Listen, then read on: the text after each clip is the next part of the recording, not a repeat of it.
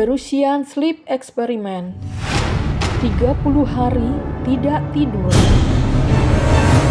Sebelum menjadi Rusia, Uni Soviet pernah melakukan sebuah eksperimen kejam yang membuat orang berubah menjadi makhluk mengerikan seperti zombie. Untuk apa Uni Soviet melakukan eksperimen itu? Yuk, kita simak ceritanya. Setelah Perang Dunia Kedua berakhir, Uni Soviet masih khawatir dengan kemungkinan kembali terjadinya perang. Terutama sejak Amerika Serikat mulai menunjukkan kekuatan nuklirnya. Akhirnya, di tahun 1940-an, Uni Soviet memutuskan untuk melakukan sebuah eksperimen. Kalau eksperimen ini berhasil, produktivitas tentara Uni Soviet akan meningkat dan mereka nggak perlu khawatir lagi kalau terjadi perang. Para peneliti eksperimen itu kemudian memasukkan 5 tahanan yang melakukan pengkhianatan terhadap Uni Soviet ke sebuah ruangan rahasia yang dijaga ketat. Mereka dijanjikan akan dibebaskan jika bertahan selama 30 hari di ruangan yang berisi gas psikoaktif yang bisa membuat manusia enggak tidur. Mereka juga akan diberikan kasur, air, dan makanan yang cukup untuk 1 bulan. Kelima tahanan itu pun setuju. Karena bagi mereka 30 hari nggak tidur lebih baik dibandingkan menjalani hukuman penjara seumur hidup.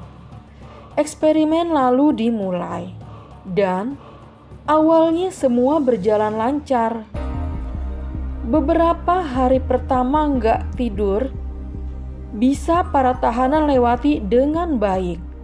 Mereka menghabiskan waktu dengan saling bertanya pendapat masing-masing tentang eksperimen itu, tentang ruangan tempat mereka ditempatkan, dan apa yang akan mereka lakukan setelah dibebaskan nanti. Namun, di hari kelima, situasinya mulai berubah. Para tahanan mengalami paranoia akibat gas yang mereka hirup. Topik pembicaraan mereka menjadi lebih gelap dan seram. Mereka jadi saling curiga. Sampai akhirnya mereka berhenti bicara dengan satu sama lain. Mereka juga menutup jendela agar peneliti enggak bisa melihat mereka. Dan mereka mulai bertingkah aneh. Di hari ke-9, salah satu tahanan berteriak terus-terusan selama beberapa jam. Sampai akhirnya dia merobek pita suaranya sendiri. Para tahanan lainnya enggak menyadari apa yang sedang terjadi karena mereka sibuk melakukan hal gila masing-masing. Salah satunya dengan buang air di tengah halaman buku, lalu menggunakannya untuk menempul dinding. Lalu, di antara hari ke-10 dan ke-13, para tahanan tiba-tiba enggak bersuara sama sekali. Para peneliti yang penasaran akhirnya memutuskan untuk membuka pintu ruangan. Melalui pengeras suara, para peneliti mengumumkan bahwa mereka akan membuka pintu ruangan dan mereka akan menembak para tahanan jika mencoba menyerang. Mereka juga mengatakan bahwa jika para tahanan mematuhi semua perintah dari para peneliti, salah satu tahanan akan dibebaskan. Tapi salah satu tahanan malah membalas dengan suara tenang, "Kami tidak lagi mau dibebaskan." Hingga akhirnya pada hari ke-15, Para peneliti mematikan gas di dalam ruangan. Lalu, bersama sekelompok penjaga yang memakai pelindung dan bersenjata, mereka memasuki ruangan. Dan di sana, mereka melihat pemandangan yang sangat mengerikan. Salah satu tahanan ditemukan tewas, sementara para tahanan lain kulit dan ototnya robek karena ternyata mereka memakan organ tubuh mereka sendiri, hingga membuat darah segar bercucuran di lantai. Para peneliti dan petugas mencoba mengeluarkan para tahanan dari ruangan. Tapi mereka nggak mau keluar dan malah meminta gas dihidupkan lagi dengan volume lebih banyak agar mereka tetap terjaga.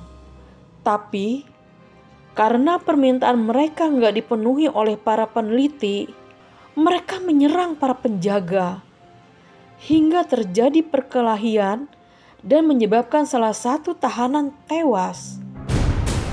Ketika para penjaga mencoba mengendalikan situasi, para tahanan yang tersisa menunjukkan kekuatan yang menakjubkan. Mereka bahkan berhasil membunuh beberapa penjaga hanya dengan tangan kosong.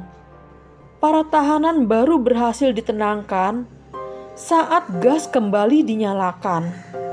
Lalu, salah satu tahanan berbaring di tempat tidur, namun dia tewas seketika setelah menutup matanya.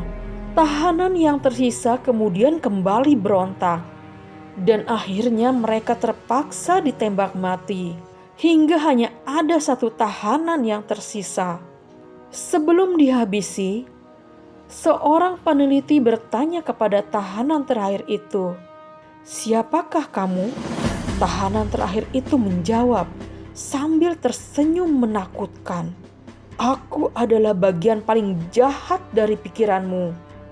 Hanya saja kamu sembunyikan di dalam tidurmu." Setelah mendengarkan kata-kata si tahanan terakhir, si peneliti membeku. Lalu, tanpa mengucapkan sepatah kata pun, dia mengambil senapan dan menembakkan peluru panas langsung ke jantung tahanan penelitian terakhirnya itu. Serem banget ya. Untungnya, The Russian Sleep Experiment alias eksperimen tidur Rusia yang gue ceritakan tadi hanya sebuah creepypasta. Bagi yang belum tahu, creepypasta itu merupakan gabungan dari creepy dan copypasta, dan biasa diartikan sebagai cerita horor yang tersebar di internet. Bisa dibilang creepypasta hampir sama dengan urban legend, yaitu cerita yang diketahui banyak orang tapi nggak jelas apakah cerita itu fiksi atau kisah nyata. Bedanya, creepypasta tersebar di internet, sementara urban legend disebarkan dari mulut ke mulut. Di bulan puasa ini gue akan cerita beberapa creepypasta lainnya yang gak kalah seru. Jadi, ikutin terus ya.